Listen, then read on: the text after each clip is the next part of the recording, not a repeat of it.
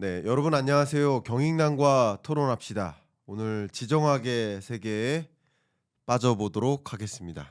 여러분 너무나 좋아하시는 김정호 교수님입니다. 안녕하십니까? 네, 안녕하십니까. 자, 오늘 예, 지경학으로 네, 가죠. 지경학의 바다에 한번 빠져보도록 하겠습니다. 지경학이라는 표현 써주셔서 너무 좋네요. 별 말씀을요. 저도 최근에 여러 국제기구 보고서를 보다가 지경학적 분절화라는 단어가 예. 굉장히 많이 강조되면서 네, 근래 처음 등장한 단어들이잖아요. 지오 이코노믹스죠. 그렇죠. 네. 지오 이코노믹스라는 이 표현. 예. 그래서 오늘 지오 이코노믹스라는 바다에 한번 빠져보도록 하겠습니다. 예, 특히- 바다가 중요하죠. 지오 이코노믹스에서. 그렇습니다. 네. 한번 빠져보도록 하겠습니다. 우리 김정우 교수님, 이 트럼프 2.0 시대 네, 전쟁의 종식, 네. 우리 전쟁의 종식이 있을 거라고 생각하시는지 그냥 단도직입적으로 간단히 한번 여쭤보겠습니다. 종식이 있을 거라고 생각하십니까? 아니요, 아니라고 생각하십니까? 아닙니다. 전쟁은 더 많아질 거라고 봅니다. 전쟁이 오히려 많아질 것이다. 예, 적어도 러우 전쟁. 미국은 끼고 싶어하지 않겠지만, 네, 하지만 러시아와 중국은 계속 영토 확장을 하려고 할 것이다. 거기에 복종하는 나라들, 거기에 뭐 머리를 숙이는 나라들과는 전쟁을 안 하겠지만 네, 버티고 중국과 러시아에 대드는 나라들하고는 전쟁이 될 수밖에 없다. 그거는 와. 그러면 특히 동유럽 예, 또 동아시아 이쪽에 미국이 만약에 빠진다면 그럼 중국이 가만히 있겠냐는 거예요. 중국이 영토 욕심이 당연히 있죠. 그거는 있죠. 예, 왜냐하면 과거에 자기들이 중화 아닙니까? 그 중화를 다시 복원하고 싶고 지난 100년 동안의 치욕의 100년이잖아요. 그들에게는 네. 그 치욕의 100년을 이제 다 털어버리고 아시아의 유일한 지배자가 되고 싶어 하는 거죠. 네, 그건 너무나 분명하고 그거는 단순히 시진핑뿐만이 아니고 공산당 자체가 그러하고 중국 인민들 자체가 그런 생각을 갖고 있는 거예요. 네, 네. 그렇기 때문에 미국이 만약에 물러난다면 네, 물러날지 안 할지는 그건 두고 봐야 하지만 미국이 이 동아시아 서태평양에서 손을 뗀다. 그러면 그다음은 너무나 뻔한 거예요. 그럼 중국 세상이 되는 겁니다. 거기에 그냥 복종하고 예 알겠습니다. 중국의 조공 드리고 고개 숙이고 옛날처럼 하겠습니다 하면 뭐 속국처럼 되는 거지만 그렇지 않고 내가 왜 너한테 가서 숙여야 돼라고 하는 나라 그게 대한민국이든 타이완이든 일본이든 필리핀이든 전쟁일 수밖에 없죠. 그건. 네. 그건 동유럽도 마찬가지고요. 그렇겠죠. 예, 폴란드 뭐 그 발트 3국들 또 루마니아, 불가리아 이 나라들이 푸틴한테 가서 고개를 숙일까? 숙이지 않으면 전쟁이에요.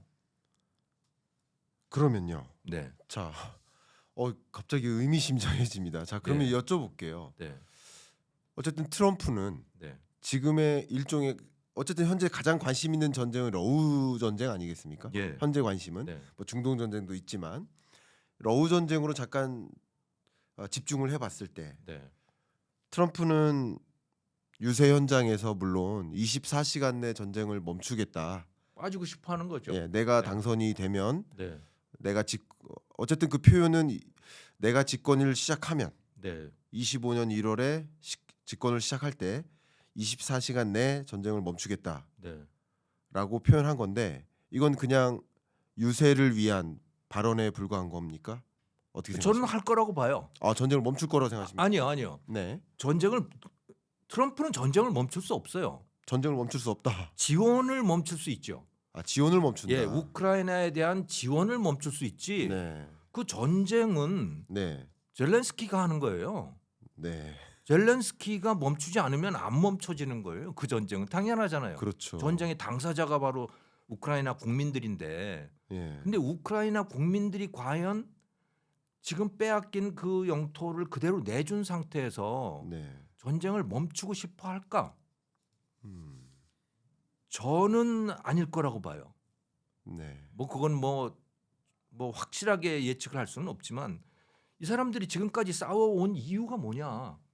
그러니까 아이덴티티가 바뀐 겁니다. 우크라이나 사람들의 아이덴티티가 바꾼 거예요. 옛날에는 러시아 국민이었잖아요, 이 사람들이. 네. 그리고 러시아 연방이 해체되는 것에 대해서 그 여론조사 해놓은 걸 보면 과거에는 83%인가가 러시아 연방 해체에 반대를 했어요. 우크라이나 사람들이. 네. 그런데 이 전쟁을 치르면서 그러니까 푸틴의 침략을 당하고 거기에 저항을 하면서 그들의 아이덴티티가 생긴 거예요. 우크라이나 사람이라고 하는 아이덴티티. 마치 우리 대한민국 사람들이 1950년에 북한 침략 그러니까 소련을 등에 업은 북한이 침략을 당하면서 남한 사람들의 아이덴티티가 생겨났잖아요. 그 이전까지는 누군지 몰랐어요, 우리가. 이게 일본 사람인 건지 뭐 이게 그 스탈린의 그 소련의 위성 국가인 건지 아니면 미국의 뭔지 완전히 모르는 상태에 있었던 국민들이 매우 혼란했고 그런데 전쟁을 거치면서 아 내가 무엇을 위해서 살아야 되는 거구나. 이 대한민국이라는 나라의 정체성은 뭐구나라고 하는 거를 그때 확실하게 정립을 하게 된 거거든요. 그러면서 반공 국가가 되는 거죠. 우크라이나는 지금 반 러시아 국가가 된 겁니다. 그 이전까지는 아니었어요. 이 전쟁 이전까지는. 네. 그런데 과연 그 국민들이 포기를 할까? 그 아이덴티티를 자기들은 이제 서유럽 국가가 되고 싶은 거예요. 그러니까 EU 회원국이 되고 싶은 거고 그렇죠. 그래서 독일이나 프랑스나 이탈리아나 이런 사람들처럼 살고 싶어진 겁니다. 이 사람들이. 그런데 여기서 멈추게 되면 그건 보나마나 러시아의 위성 국가처럼 될 수밖에 없어요. 네. 우크라이나는. 그렇게 되겠죠. 그런 삶을 그들이 원할까? 음. 그래 원하지 않을 거라는 게 첫 번째 이유이고요. 네. 그러니까 그 우크라이나 사람들이 전쟁을 멈추지 않을 거라고 하는 거예요. 두 번째 그건 못지않게 중요한 이유는 네. 동유럽 국가들이 우크라이나에 대한 지원을 멈추지 않을 것이다라고 생각합니다. 계속 지원할 것이다. 네, 네. 특히 폴란드가. 네. 왜냐하면 우크라이나가 러시아의 위성 국가처럼 되고 나면 그 다음은 폴란드예요. 그렇죠. 푸틴이 멈추지 않을 거라고 하는 건 너무나 분명한 겁니다. 네. 왜냐? 푸틴의 인기의 최고의 비결은 러시아에서 그 지지율이 뭐 80% 거의 90% 육박하고 그러잖아요. 네. 전쟁이에요. 과거에 소련의 영광 또 그 피터 대제 때 피에트로 대제 때의 그 광대한 러시아의 영토 그것을 다시 회복하는 거 그리고 소위 유라시아 대륙의 중심 세력이 되는 거 이게 러시아 국민들의 로망입니다. 마치 중국 인민들의 로망 그들의 꿈이 중화를 다시 부활시키는 것이듯이 러시아 사람들도 마찬가지인 거예요. 그러니까 푸틴의 인기가 떨어졌다가 경제가 안 좋아져서 푸틴의 인기가 떨어졌는데 전쟁을 벌리면 인기가 쫙 올라가요. 그러니까 러시아는 전쟁을 멈출 수 없는 나라예요. 제가 보기에는. 좋습니다. 예. 그러면 제가 네. 교수님 말씀 너무 그동안 많은 사람들이 네. 트럼프 당선 네. 그럼 전쟁 끝나겠지. 마치 기정사실화 해버리고 그걸 전제로 깔고 시나리오를 그림을 그려왔던 것 같아요. 많은 사람들이. 그러니까 그러면- 트럼프는 분명히 전쟁을 끝내고 싶어 하고 그렇죠. 그래서 지원을 멈추는 건 분명할 거다. 그렇습니다. 그리고 압박을 가하고 네. 하지만 전쟁은 안 끝날 수 있다. 트럼프의 압박을 받았다고 해서 전쟁을 끝낸다? 음. 우크라이나 국민들이 또 동유럽의 그 많은 나라들이 러시아한테 굴복한다? 저는 안 그럴 거라고 봐요. 좋습니다. 예. 그러면 여기서 네. 그렇게 전제를 깔고 많은 분들이 이제 생각을 해 오셨기 때문에 어쩌면 의아해할 수도 있기 때문에 네. 제가 좀 반문이라는 관점에서 예. 반문을 한번 조심스럽게 여쭤보도록 하겠습니다. 뭐 제가 지정학적으로 뭐 전문성은 없지만 이렇게 한번 여쭤보도록 하겠습니다. 트럼프가 지원을 끊으면 그러니까 미국의 지원이 끝나면 네. 물론 폴란드나 몇몇 국가들 어쩌면 소위 우크라이나가 러시아한테 이렇게 지면 전쟁에서 지면 예. 그밖에 나머지 좀 위험한 여타 러시아 인근에 있는 나라들이 불안하겠죠, 당연히. 불안하죠. 나토 전체가 사실 그래서 불안해지는 나토가 겁니다. 불안해지니까 네. 추가적인 지원을 해서라도 예. 전쟁을 계속 할 거라고 생각할 수도 있겠지만, 네. 근데 또 다른 국면에서 생각해 보면 트럼프가 전쟁을 추가적인 지원을 안 하고 네. 또 미국이 기본적으로 전쟁을 멈추고자 하는 그 글로벌 정세의 움직임을 이끌어 간다면 네. 가장 대표적으로 우리나라도 네.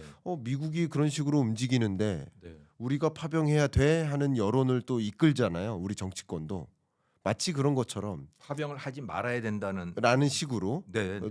논리를 다시 이끌잖아요. 네. 마치 그런 것처럼 그게 맞다 틀리다를 제가 주장하는 게 아니라 지금 이 시점에 파병하는 것이 맞느냐 하는 그런 논의를 하는 것처럼 네. 유러피언 주요국들이 혹은 서방에 있는 혹은 뭐 민주 진영에 있는 여러 그 동안에 있는 국가들이 네. 미국이 그렇게 돌아섰는데 계속 우크라이나를 지원하는 것은 미국과 맞서는 행위다라고 그럴 수 있죠. 생각하고 네. 지원을 우리도 멈추자 하는 움직임을 할 수 있지 않을까라는 것이 한 가지고요. 걱정이 그러니까 우리나라가 우리나라뿐만 아니라 네. 그러니까 지정학적으로 봤을 때 다른 나라들도, 그러니까 기존 민주 진영의 국가들도 예. 미국이 예, 알겠습니다. 전쟁 멈추고자 하는데 우리가 계속 지원하면 미국과 대립 구도를 갖는 거다라고 생각할 수도 있겠고, 예. 한 가지 그러니까 지원 안 해야 네. 된다라는 생각을 할 수도 있고, 두 번째는 미국이 어쨌든 전쟁 멈추고 러시아하고 친교 관계를 가져가고자 하는데, 네. 근데 상대 국가한테 전쟁 지원을 해주는 행위는 그러면은 오히려 위험한 행위다. 아예 전쟁에 추가적인 지원을 안 해서 네. 내가 굳이 이런 불안한 정세에 내가 참전하지 않는 게 낫겠다.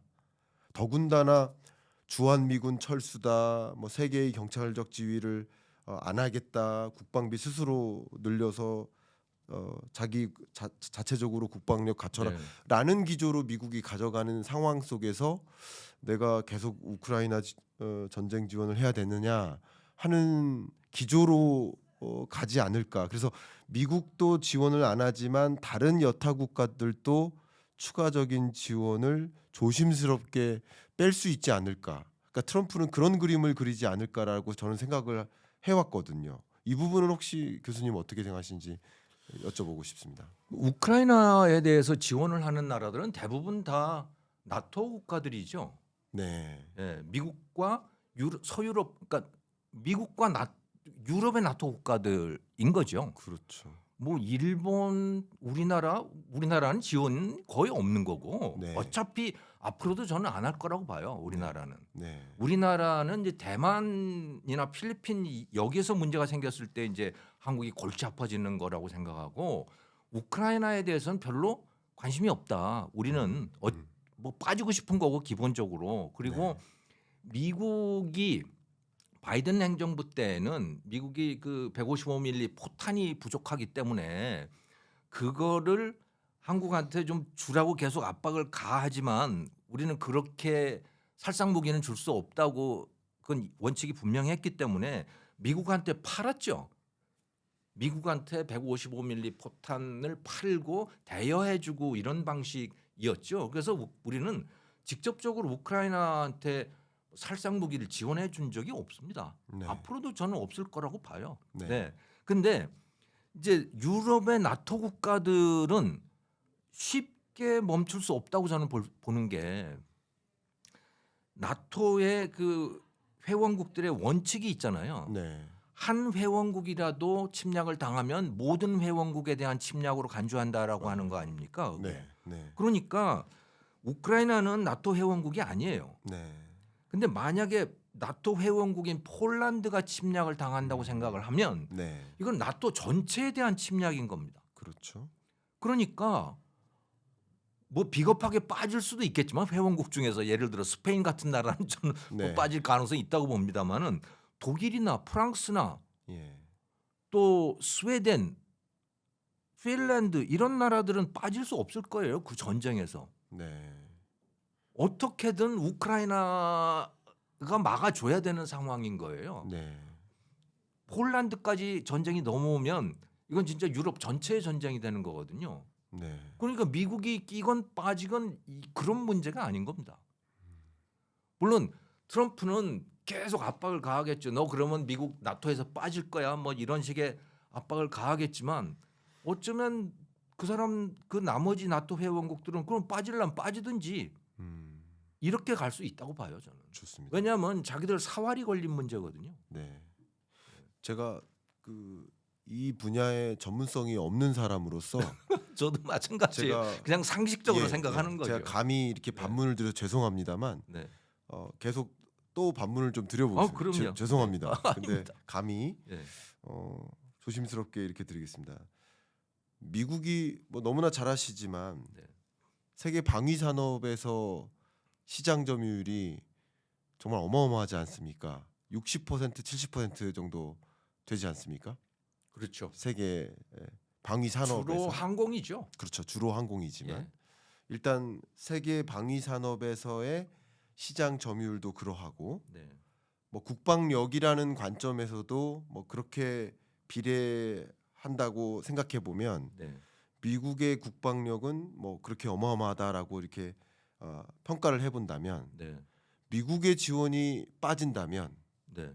나토의 나머지 회원국들이 여전히 우크라이나를 지원해 준다라고 가정했을 때 네. 그랬을 때 우크라이나가 아무리 나는 러시아에 이렇게 승복하고 싶지 않아 하고서 여전히 싸우고 싶다고 하더라도 네. 정말 전쟁을 지속할 수 있을까라는 여전한 의문은 좀 남습니다. 그러니까 싸울 만한 힘이 될까? 미국이 빠졌을 때도. 저는 푸틴을 생각해 보면 네. 된다고 보는데요. 네. 러시아하고 푸틴 그들이 전쟁을 멈출 것이냐. 네. 아무리 트럼프하고 가까이 지낸다고 하더라도 그들이 과거의 영토를 되찾고자 하는 그 욕망 예. 그걸 멈출 것이냐. 저는 안 멈춘다고 봐요. 그거는 멈추지 않는다. 그건 트럼프와 무관한 일이라고 봐요. 그렇군요. 예. 그러면 그걸 누구나 대부분 그거는 인정하지 않아요? 푸틴이 멈추지 않을 거라고 하는 거는. 네, 푸틴은 멈추지 않을 것이다. 예. 그래서 일단 멈출 것이라는 시나리오를 제가 그러면 한번 말씀드려 보면 예. 푸틴이 원하는 걸 트럼프는 들어준다는 거죠. 오히려 푸틴이 원하는 건 우크라이나 영토인 거고 우크라이나 영토뿐만이 아니고 예. 과거의 동유럽, 그렇죠. 예. 과거에 다 그 영토였잖아요. 예. 자기들 위성 국가였고 예. 그걸 원하는 거죠. 예. 근데 일단 우크라이나 전쟁만 놓고 본다면 네, 우크라이나 영토의 상당한 부분을 네, 원하는 것이고 네, 그러면 트럼프 입장에서는 젤렌스키하고 합의를 보는 거죠. 이만큼 땅 러시아 줘라 하고 전쟁을 멈추는 테이블에서의 합의를 하고 러시아가 흡족하게 푸틴이 흡족하게 그렇게 마음에 들게 마무리하고 러시아하고 미국은 굉장히 사이좋게 네. 그렇게 전쟁이 종식되는 것으로 시나리오를 그리면서 오히려 이런 그림으로 중국을 고립시키는 미국의 큰 그림은 네. 그렇게 일단은 그림을 그렸었는데 근데 트럼프가 정말 전쟁을 끝낼 수 없다. 이렇게 되면 정말 전쟁이 멈추지 않고 더 많아진다. 와, 이러면 세계대전 올 수 있다. 미국이 정말 관여하지 않고 그런다면 이거 되게 더 불안해지네요. 불안하죠. 네. 그러니까 지난 30년 또는 길게 보면 2차 대전 이후부터 세계가 사실 인류 역사상 최고의 평화로운 시대를 살아왔던 것이죠. 네. 지난 30년은 뭐 완벽한 평화였다고 봐도 되는 거고 네. 호모사피엔스가 그렇게 살아본 적이 없어요. 늘 전쟁이 벌어지고 늘 죽이고 남의 나라 노예 삼고 정복하고 이러는 게 기본적으로 인간의 모습이었죠. 근데 미국이 경찰 역할을 하면서 미국이 그냥 단순한 경찰 역할이 아니고 산타클로스도 겸한 맞아요.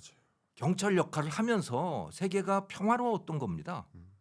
그런데 이제 그걸 물러나는 거잖아요.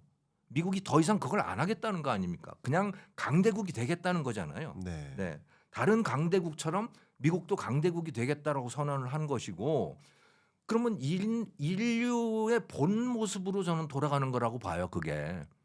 그 인류의 본래 모습은 뭐냐?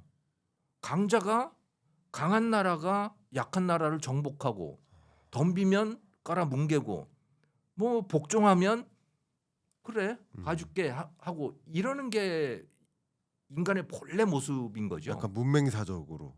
예. 예. 뭐 수만 년 역사가 그렇잖아요. 네네. 예. 그래 왔던 거죠. 늘 거기로 지금 복귀하고 있는 과정인 거죠. 하나도 이상하지 않은 거예요. 그러네요. 예. 그럼- 하나도 뭐 원래 모습으로 돌아가는 거니까. 어쩌면 전쟁이 없었던 2021년까지의 모습이 이상했었던 거네요. 그렇죠. 오히려. 그게 그러니까 사실은 인간답지 않은 모습이었던 거예요. 동물답지 않은 모습이었던 거죠. 네. 예. 그거는 인간이 매우 철학적이 된 겁니다. 그 기간 동안에 네. 매우 뭐라 그러나 종교도 뭐 그러니까 개신교, 프로테스탄티즘 네. 뭐 그런 것에 의한 세계 뭐 그런 게 됐던 거예요. 잠시 동안. 예. 근데 이제는 이제 본래 모습으로 복귀하고 있는 거다. 저는 그렇게 보여요. 와, 참 그러면요. 제가 이런 질문 한번 드려볼게요. 예. 이거는 아까 살짝 그런 말씀을 거론하셨었는데 네.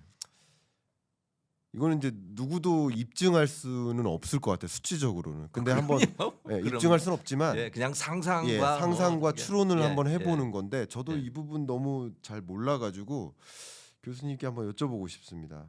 저희 구독자분이 그런 질문을 남긴 적이 있었어요. 네. 그래서 제가 답변을 못해서 제가 뭐 통계로 확인할 수도 없고 예. 한국이 우크라이나에 뭐 지원을 하고는 있지만 네. 살상 무기를 지원한 적은 없잖아요. 예. 근데 예를 들면 뭐 지금도 폴란드에 방위산업청과 계약이 되어 있어서 네. 군수 장비 수출하고 있고 예. 수출 계약 장기 계약도 했고 또 미국과도 뭐 여러 가지 계약을 하고 있고 뭐 지금 우리 K 방산 수출 굉장히 상당한 기회를 누리고 있지 않습니까? 예.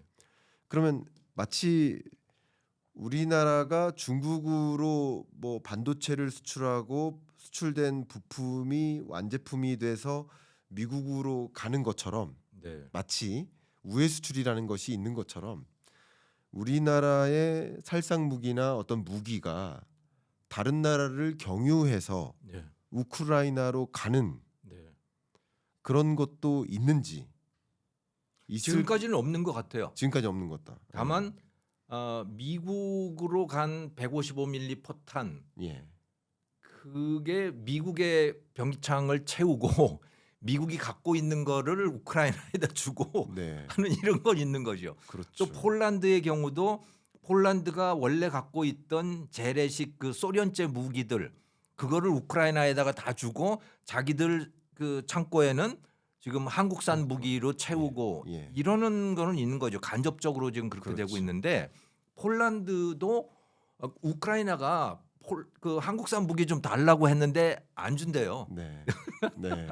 아직은 안 주고 아직은 있죠. 안 주는 거예요. 아직은 안 주고 있는데 만약에 정말 우크라이나가 질 상황이 되고 우크라이나 사람들이 계속 싸우려고 하고 그런 상황에서 계속 달라 그러면 폴란드가 줄지도 모르죠.